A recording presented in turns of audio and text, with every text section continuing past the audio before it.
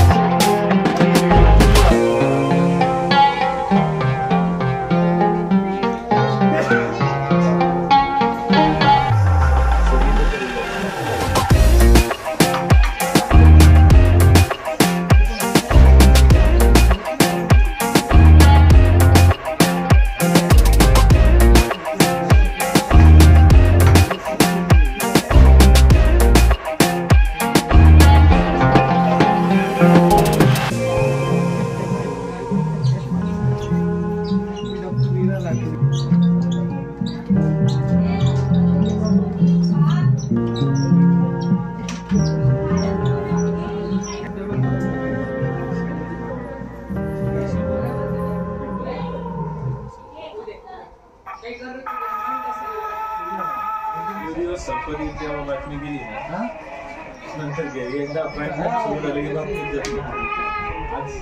बरोबर ह्याचे सगळे जे ते जे लागले ना जरा आम्हाला शेअर करा. हा मर्फीचा रेडिओ आहे वॉलचा. हा स्वातंत्र्यपूर्व काळातील आहे, म्हणजे 1940चा आहे आणि मला याला रिपेअर करायला 4 वर्ष लागली. आज फुल रिस्टोअर झालेला आहे. पूर्ण स्टेशन लागतात. या डायलर प्लेटवर स्टेशनचे नावं लिहिलेले, जसं कराची आहे, पाकिस्तान, सिलोन, दिल्ली, कलकत्ता, गुवाहाटी असं स्टेशनवर नाव लिहिलेलं आहे. त्यानंतर हा रेडिओग्राम आहे. हा बुशचा त्याला रेडिओ एम्प्लिफायर आहे. गराड मेड इन इंग्लंडचा हा रेकॉर्ड प्लेअर आहे. यामध्ये 2 स्पीकर आहेत. हा पण एकदम रेअर पीस आहे. हा फिलिप्स हॉलंडचा आहे. 1951चा आहे. हा फुल्ली रिस्टोअर नाही आहे. त्याचे एक पार्ट मिळत नाही आहे. मला प्रयत्न चालू आहे. काही असे त्याचे पार्ट पण मिळत नाही पण इन्स्ट्रुमेंट पण मिळत नाही. हे जे आहे ना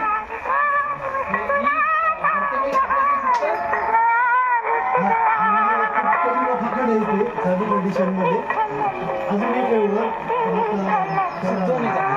एवढी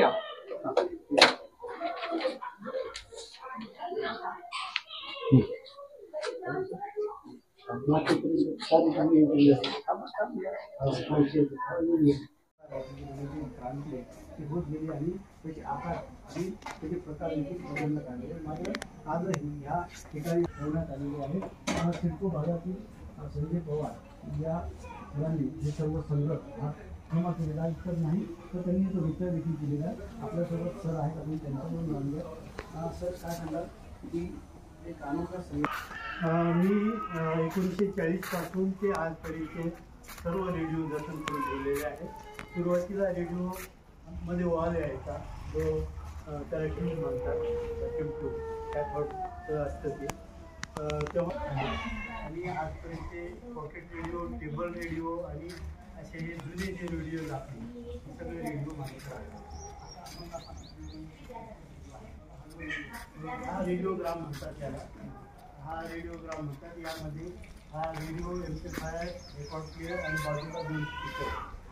हा 1950चा आहे. काय सांगाल, जेव्हा रेडिओ जमा करायला सुरुवात झाली त्यावेळेस कसं वाटलं आपल्याला, किंवा काय वाटतं आपल्याला यांनी एवढे रेडिओ जमा केले त्याबद्दल? मी सुरुवातीला तर आणायला नाकारच देत होते की हे भंगार वस्तू आहे, तुम्ही घरामध्ये कशाला आणता, आणायचं नाही असंही सांगायची आणि आणू नका पण म्हणायची. पण त्यांचा हट्ट होतं की माझा छंद आहे, तू किती जरी म्हणली समजा तर मी करणार आहे असं सांगत राहायचे ते. मग त्याच्यानंतर त्यांचे नाव वगैरे असे येत गेले. त्याच्यानंतर मला बी असं वाटलं की बाबा हे वाढवायला पाहिजे आणि त्यांना सहकार्य करायला पाहिजे, म्हणून मग मी काही बोलायची नाही. नंतर अरे म्हणजे मी त्यांना काही लागलं समजा, पैशाची काही अडचण जरी असेल तरी मला पाठिंबा दे, थोडेफार काही मदत करता येईल तर कर असं मी सांगत होते. तर मग मी करायला द्यायची, जाऊ द्या म्हणायची, आणू द्या म्हणायची. मग छंद आहे, किती रेडिओ तुम्ही आतापर्यंत जतन करून ठेवले, किती अडचणी आल्या? अडचणी खूप येतात, पण आपली हौस असली, जिद्द असली तर त्याला मी रिपेअर केलेले आहेत. बरेच रिपेअर केलेले आहेत. काही मी स्वतः करतो, काही मेकॅनिक कडून करून घेतो. भरपूर रेडिओज आहेत माझ्याकडे. तरी किती संग्रह, कधीपासूनचा संग्रह? हा 1990 पासूनचा संग्रह आहे माझ्याकडे. 1890 1990 पासून मी संकलित केलेले आहे.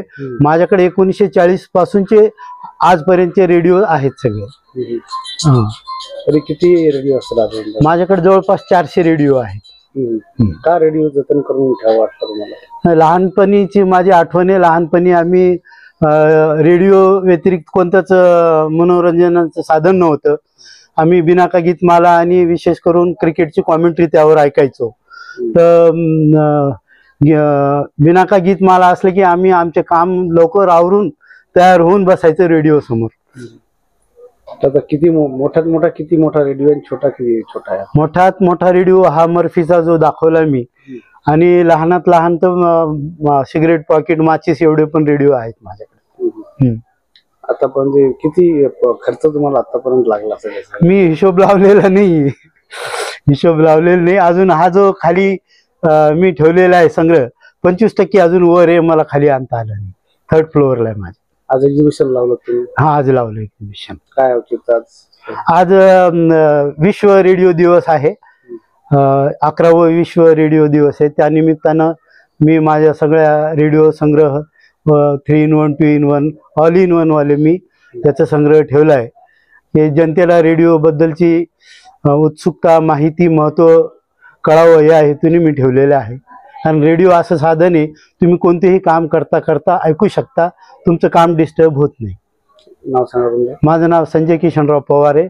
मी शिडको यानाट अमर हाऊसिंग सोसायटी छत्रपती संभाजीनगरमध्ये राहतो.